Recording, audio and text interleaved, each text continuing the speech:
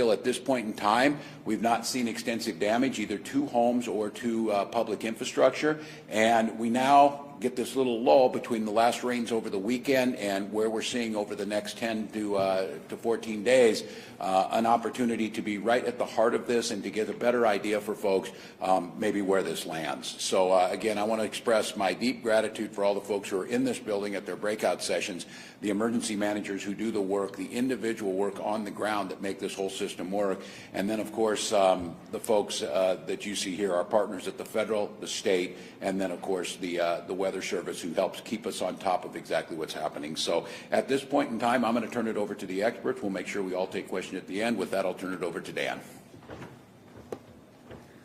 Get that out of your way. Thank you, Governor. So as the Governor said, we are right in the middle of the event now. Barring anything too extreme in the near future, we should continue to round the top of this event. A lot of the rivers out there are already cresting or have crested already. The few that have yet to crest should be doing so in the next few days. We just need to keep a very close eye on the weather patterns up ahead just to make sure that nothing too extreme comes. As the Governor mentioned, sometimes you can get heavier rain than it initially looks like. That did happen last week, and that did have some effect on the rivers. We do have another system coming up that we'll want to make sure that doesn't happen with this one. If we get through that one, we should continue to round the peak through this event. So taking a look right now at what the current state of the rivers are and what we're expecting. The map here that we're showing on the left, showing the rivers who are currently in flood, ranging anywhere from the yellows in minor to the purples in major flood, compared to what they're forecast to do, the maximum level that they were expected to do through May 2nd. And you'll notice with just a few exceptions, almost every color is the same, meaning every river is either doing or has done what it's going to do. The two notable exceptions being the Red River of the North below Grand Forks has yet to crest, as has the Mississippi River along most of its points, especially once you get downstream of the Twin Cities.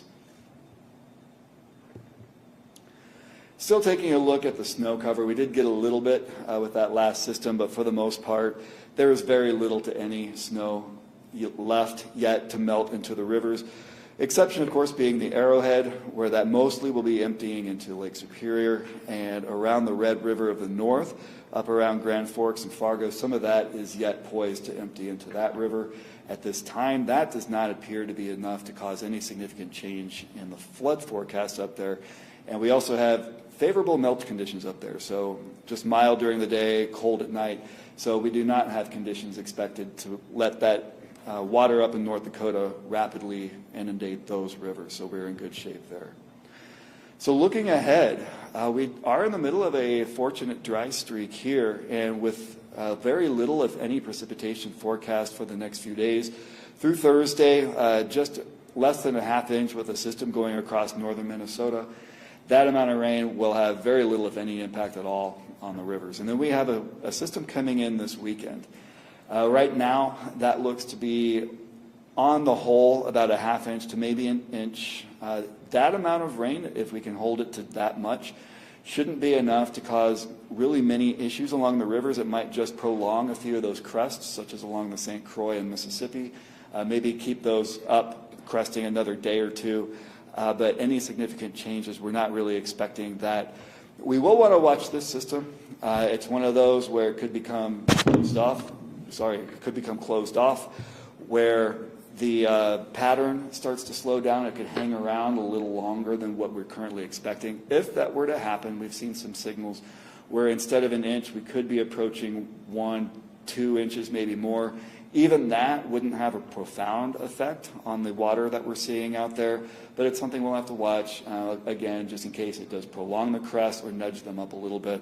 But other than that, we don't see any signal for any significant changes to what we expect, which is, again, to either continue cresting or crest shortly and then start falling across the board.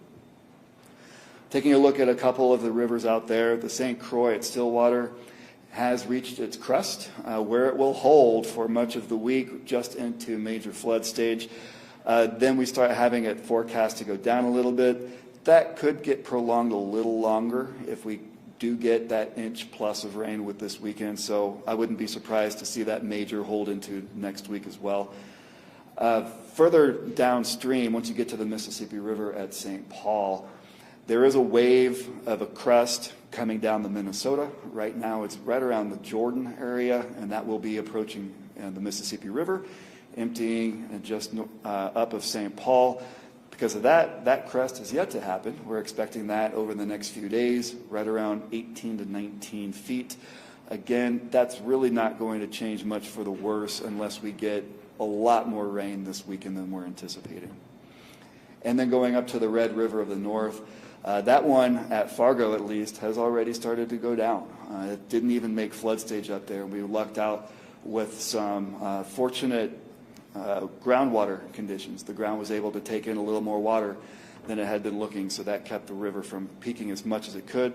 So that is crested there at Grand Forks. That one is cresting now, and then it will just be the communities downstream from there that will see their crest coming up in the next week or two. And that's all I have. From here, I will pass it on to Rob Wilkins.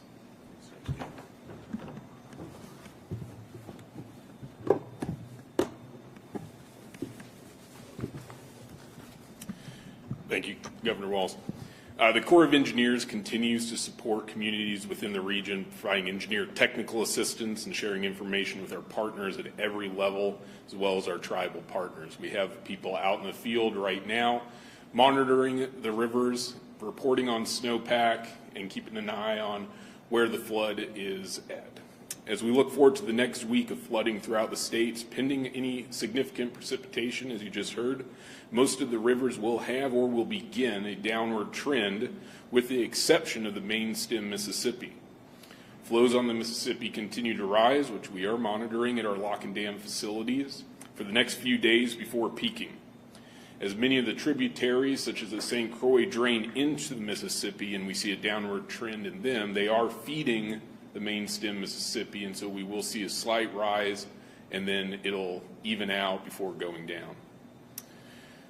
The levels on the Mississippi River have had a significant impact on our Corps of Engineers navigation mission, providing open and free navigation along the river. We now have 9 of our lock and dam facilities closed due to high water, including lock and dam 10 that closed today.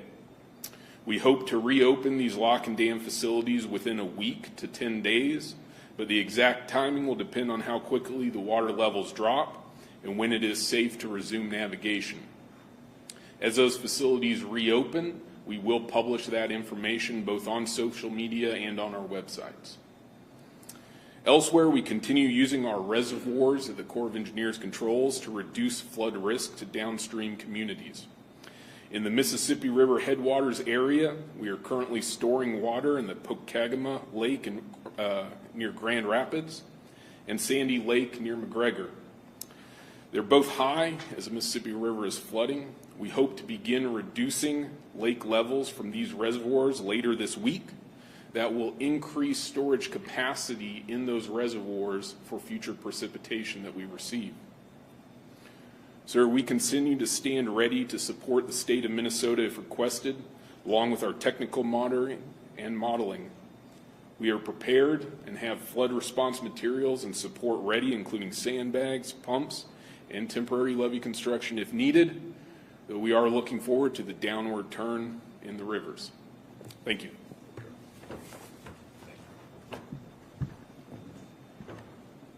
Thank you, Colonel. Thank you, Governor.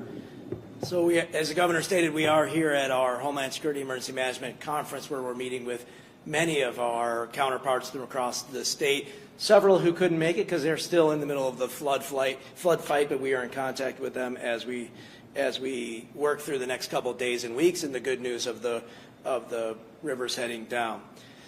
Currently, we are still at a state emergency operations center that is monitoring, enhanced monitoring, and watching what's going on, and working with Dan and the Weather Service to make sure that we have eyes on and can provide information to our local emergency managers to help them continue to do the great work that they're doing out there. To date, we have not had a request of the state through the county or tribal emergency managers to help. However, in the days and coming weeks, we'll be working on some damage assessments to try to help decide where we go to the next steps, whether recommending to the governor for a governor's declaration and using the DACA money to support the recovery, or do we need to move up to a presidential declaration? And those will be coming in the next few weeks as we look as the water recedes and goes away, we can start to identify those damages. I would still like to express the safety side of this. Please, rivers are still high. I know you want to take pictures, go ahead, use your zoom lens to do that. The rivers are high. We saw people canoeing the other day down the Mississippi. We highly recommend to stay out of that water and not become a need to be rescued. So as we do that, pay attention to the rain so that in case you need to do something for some overland flooding, you have your kit ready and you know where to go. Please pay attention to our website, dps.hscm.mn.us.gov, and we will provide all that information on there. Thank you. Well, thank you, Kevin. Thank you to our partners from the Corps of Engineers, National Weather Service. Again, a huge thank you to the partners out in each of these regions, the local county and community emergency managers. I would echo Kevin's words on this. Stay away from that water. Don't drive around the barricades, and understand that this still can be a dangerous situation. I think the good news is, as you're hearing it, if the pattern holds over the next few days, we will start to have gone down over the top of the peak. We will probably plan on gathering next week where the posture will change a bit. And as Kevin said, then a lot of work will be done on assessments, things that we have to rebuild. Again, a huge thank you to the legislature that we now have signed into law, the disaster assistance contingency account that can use to draw on immediately to help communities as they respond. So with that, we'd be glad to answer any questions. I have a question for Mr. Wilkins from the Corps. I'm just wondering if you could talk in lay terms what's going on with barge traffic on the Mississippi right now for people who don't really understand the whole lock and dam system and, you know, that kind of stuff. Of course. So our lock and dam system, we have 12 lock and dams within our district here going from Minnesota down into Iowa. They started at Upper St. Anthony Falls and go down to Lock and Dam 10. What's happening right now is there really isn't any barge traffic moving up and down the river. The river level has risen high enough that our lock and dam facilities are wide open.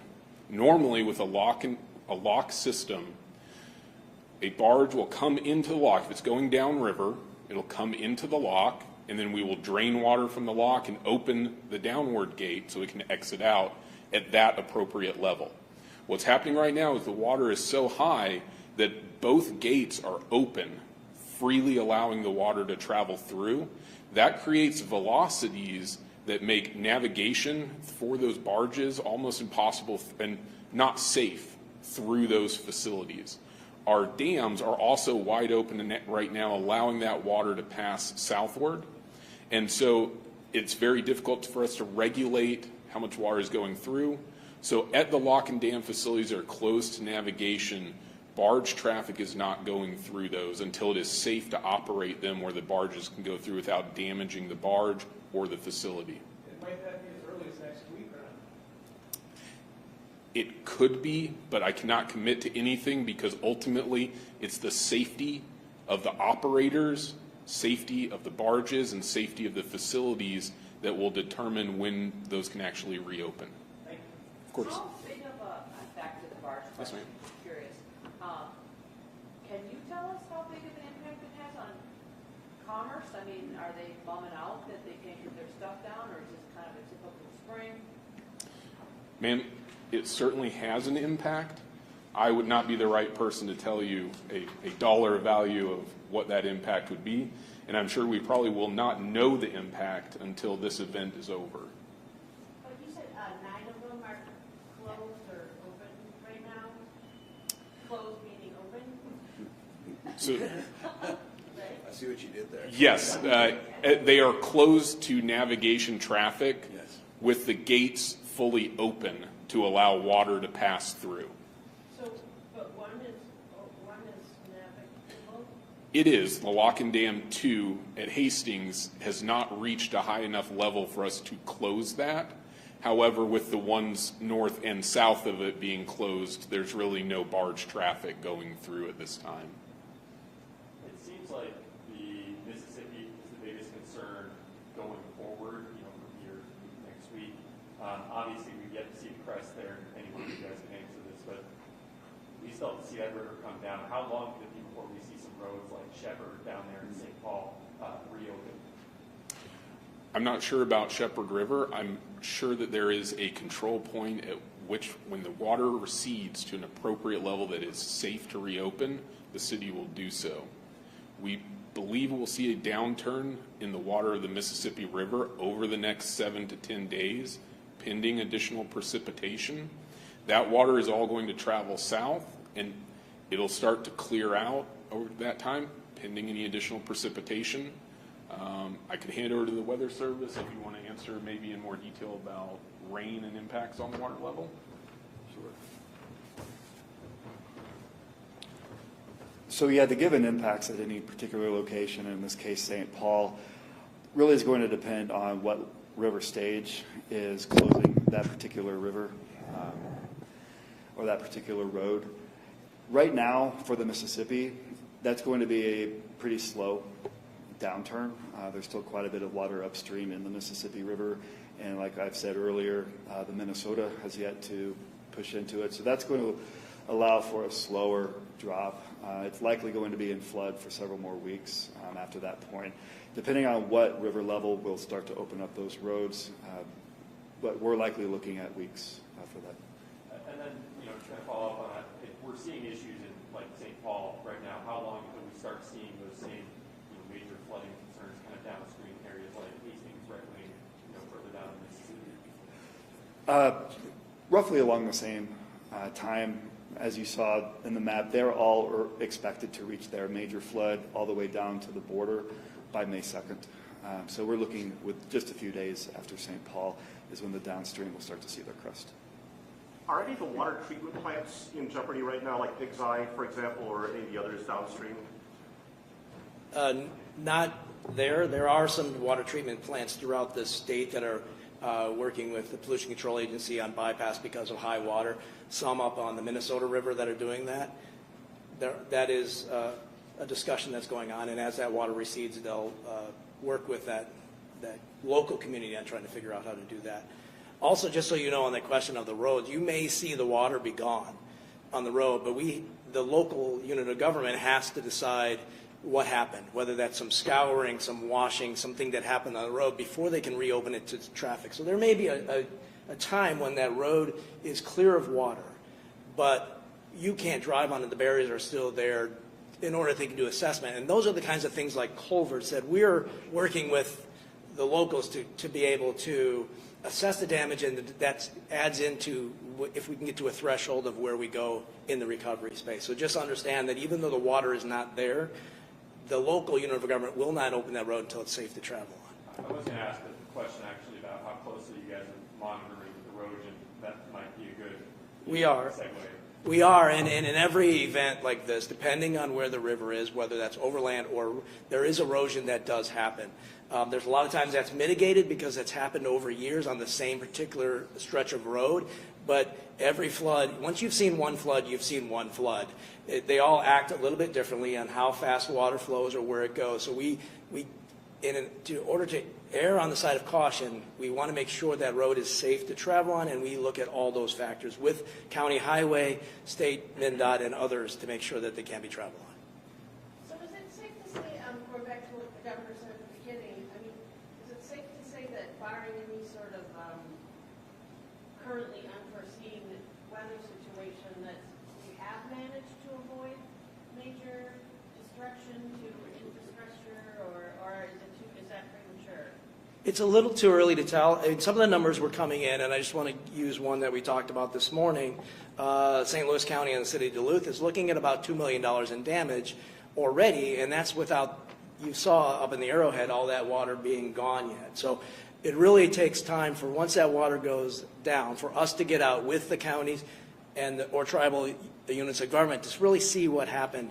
We can't do an assessment while the water is still there, but there are some numbers coming in that would be fairly staggering on county roads, ditches, agricultural ditches, culverts and things like that are normally impacted in a flood. So it'll take a couple of weeks to get a total number there. In that $2 million, where is most of that money coming from? Is that roads? Is that bridges? Is that, instead of ditches that have been washed washed out maybe?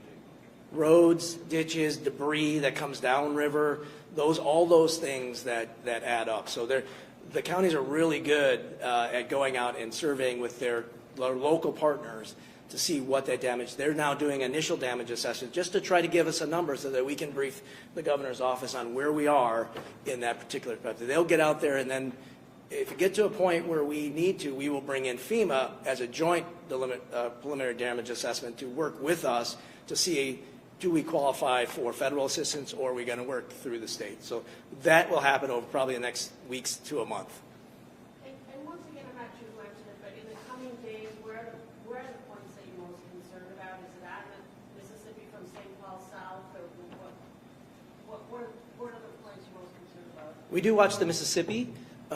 We are still concerned about a little bit about the northern red because it is not completely unfrozen and there's water up there. We are concerned a little bit of that arrowhead, of the water that's sitting there. It's still got to go to Lake Superior, but what does it do while it does that? There's more roads, there's more bridges, there's more things that it can damage while it's doing that. So those are the three main points. The Minnesota River, while it has some damage, we can start to assess that, but that seemed to have gone down a little bit. Now we look at, as those rivers converge, the St. Croix, the Minnesota, the Mississippi, as they converge in St. Paul, once they dry out, we can really start to see a number. Taking back to the graphs that you guys had, the Red River mainly showed kind of a downward trend. Is that to say the Red River is crested? Are you guys saying that, barring any future precipitation? Yeah, that was shown for Fargo, and it has crested at Fargo. And you can see that downward trend was pretty steady. So we don't see any type of precipitation on the horizon to reverse that trend. At Grand Forks, it's leveling off, so it is currently cresting, and then it will be the downstream locations, Oslo and all the way to the border, that we'll need to watch. But again, with favorable snowmelt conditions, not too much in the way of heavy precipitation, keeping in mind we do need to watch it, things can change. Assuming things stay as expected, those should crest shortly over the next week or two and then start to downturn there too. Any other on topic?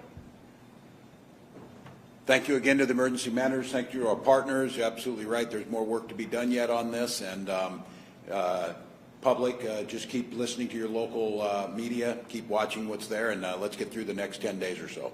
Governor, off topic. Sure. Legislative stuff. Do you think that the recreational marijuana bill will make it through the legislature? Sure seems like it. I think most folks understand prohibition hasn't worked. The ability to be able to regulate, know what's in this stuff, be able to tax it and have that regime in place seems to make more sense. Looks like, again, I did not see today. I know they were bringing it back on the House side. They watched till late last night. I think so. I think Minnesotans know that they're ready to do this. It makes sense to do it. There's some of the expungement of the prior convictions that I think makes sense on a social justice standpoint, but I've always said all along I trust Minnesotans to make their own decisions. I think when you put this regulation into place, it just creates a safer transaction for folks. About gun safety legislation, are you making any progress in convincing some members of your own party in the Senate that they need to get behind it? On public safety? Yeah, I think so, and I think, again, I think your question is, well, we're going to need a little more money on the cannabis side of things too, so I think that's part of the public safety. Look, Minnesotans have a high expectation. We always are one of the safest states in the country. We're starting to trend in the right direction, but local communities have made it very clear to us that they think the right proposal, it's why we crafted it after listening to them, the $500 million that we're putting forward to go to those local communities makes sense. So you're right at this point in time. House and Senate had a few smaller numbers. This is when negotiations become important. I'm talking about gun safety stuff. Oh, I'm sorry. Sorry. Yeah, that's going to happen. I think that itself, folks have had it. Folks have had it on that issue. They are tired of their children having to do these drills.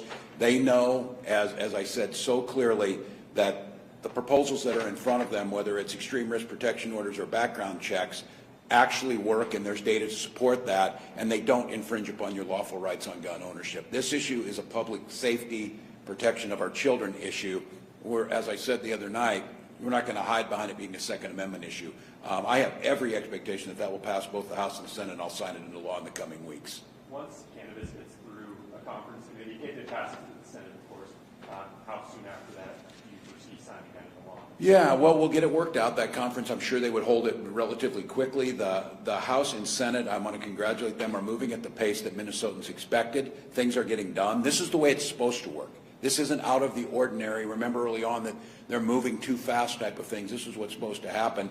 They'll get that organized. As many of you know, starting in 2019, we started doing the research necessary at the state level. We started putting all of the pieces in place that what will it take to stand up the agency that has to do this work by listening to other states, looking at what they've learned, whether it's having folks come out from Vermont, having folks come out from Colorado, and we'll be prepared over the time that we decide that it's going to take to make sure that we do it correctly and safely. It'll get done. So I would think for all of this, the good news is all of these questions on the budget, on public safety, on cannabis, on the agriculture bill, on all the things that are out there, the really good news for Minnesotans is they're all going to get done in the next 27 days. That's what the legislative session is. That is our expectation. We were putting out budget numbers on schedule months in advance. The work is being done. So it's a little bit different this time. We just now are doing this very publicly. It's out in the open. It's not behind closed doors. There's debates and discussions, compromises, and we're going to see significant tax reductions. We're going to see checks going back to people. I'm going to make my case they need to be a little bigger. We're going to see the cost of child care come down. We're going to see education funding be put into place, and that's what Minnesotans expect us to do. So I'm excited about that. Once again, I want to thank everyone for the work that they do, and as you're at this conference, a final thank you to the state's emergency managers who keep us safe, let us sleep comfortably in our homes at night, and keep monitoring a situation from tornadoes to floods to fire. They're out there on the front lines doing the work, and we're grateful for it. Thank you. Thanks, everybody.